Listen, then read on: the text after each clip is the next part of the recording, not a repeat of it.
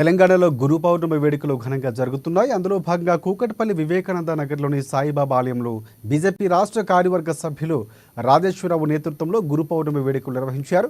ఈ ప్రత్యేక పూజా కార్యక్రమంలో ఎంపీ ఈటెల రాజేందర్ పాల్గొన్నారు. ప్రతి ఒక్కరూ గురువులకు కృతజ్ఞత చెప్పుకునేందుకు జరుపుకునే పండుగ గురు పౌర్ణమి అని తెలిపారు ఈటెల.